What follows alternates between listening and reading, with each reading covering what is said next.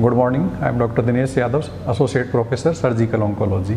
Today I am presenting a breast conservative therapy. So BCT comprises lumpectomy with negative margins. It comprises axillary dissection with a separate incision. There is post-operative radiotherapy to whole breast and booster dose to tumor board. And there is systemic chemotherapy and hormonal therapy is needed upon regarding histopathological report of that thing. So what is breast conserving surgery? So it's an operation to remove breast cancer but not the breast itself. So there are different types of breast conservative surgery. These are lumpectomy, that is removal of lump, quadrantectomy, that is removal of one quadrant or quadrant of the breast. Then next is segmental mastectomy, that is removal of cancer as well as some of the tissue around the lump. So next is the lining of the chest wall below the tumor is removed with that lesion, and these all are known as breast sparing surgery. So why BCT is needed? As we all know, CA breast is a systemic manifestation, and there is local disease at the breast site. So local radicality does not change survival of patient in these cases. And next is cosmetic consideration. As we know, in all patients of breast there is cosmetic considerations, and in young patients, specifically in less than 40 years, patients have cosmetic considerations for that thing.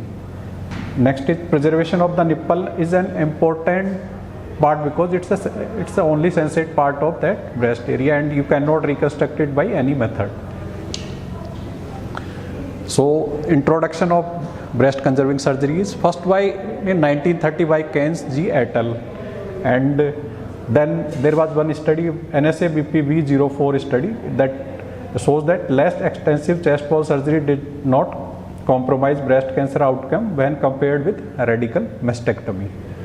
The study revealed that equivalent survival of 10 and 15 years follow-up is more than 1600 women with operable breast cancer randomized to receive either radical mastectomy, total mastectomy followed by axillary dissection. So NSA-BP 06 study that was comprised from 1976 to 1984 demonstrated that breast cancer survival is equal in early stage breast cancer patients regardless of whether they are treated with breast sparing procedure or mastectomy.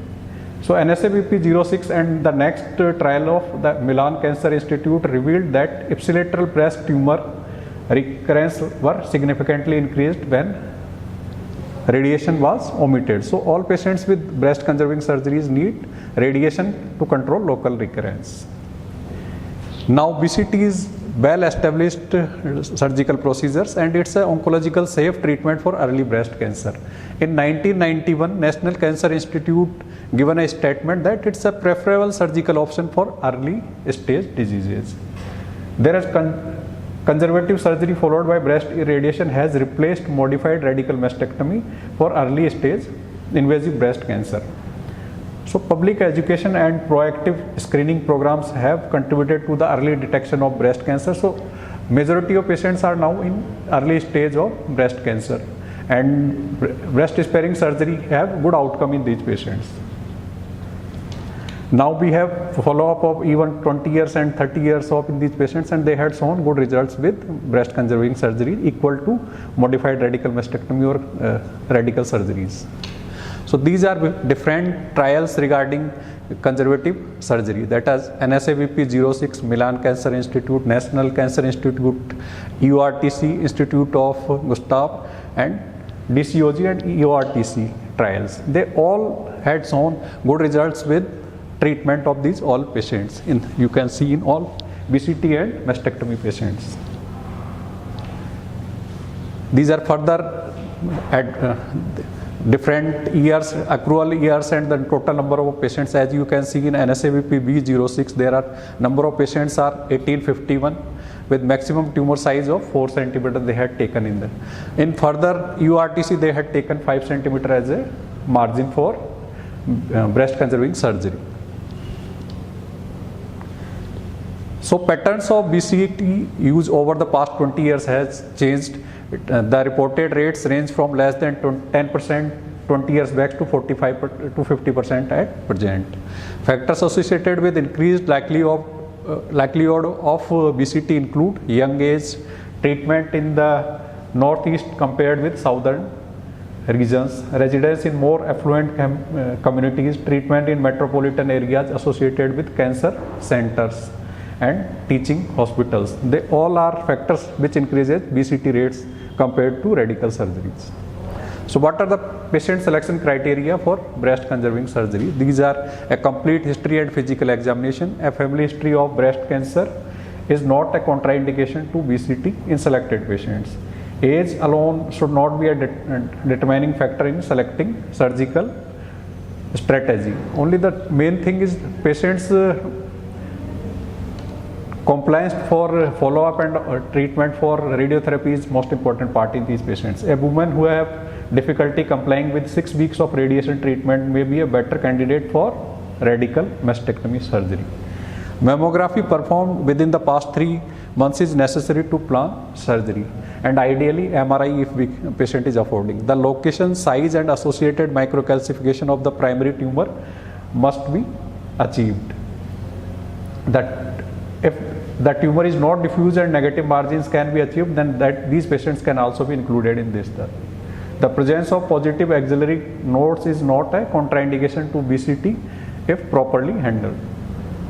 Tumors located near the nipple NAC may require excision of the nipple, and this also is not a contraindication for breast conserving surgery. So what are the indications? Selected indications are stage 1 and 2 and in selected cases of stage 3, not in all cases of stage 3 breast cancers. So these are breast cancer management clinical guidelines. All patients should be considered, but not all are suitable for BCS. And appropriate conservative surgery to the breast followed by radiotherapy gives similar survival to the radical treatment. There are some contraindications for breast conserving therapy. These are if it's a multifocal disease, and if there are 2 or more primary tumors in different quadrants, that is multicentricity. Anticipated poor cosmetic results are there, so in these cases we avoid breast conserving surgery and go with mastectomy and reconstructions. First and second trimester of pregnancy is first trimester is relative contraindication and second trimester is absolute contraindication. Inability to obtain histologically clear margins is an contraindication. Patient preference and contraindications to radiotherapy if are there, then there. Tumor size per se is not an contraindication for BCS. So these are some studies which had shown that minimum lump margins are microscopically free at inked margin in NSABP, grossly negative in Milan, and NCI grossly negative. Now we consider it as microscopically free at inked margin as standard. So what are special considerations in BCT? That are factors associated with increased risk of local recurrence following BCT are family history of breast cancer on BCT eligibility, the impact of tumor histology, that is invasive lobular carcinoma, and the definition of exactly what constitutes a pathologically negative margins, and the extensive intraductal component that increases chances of recurrence.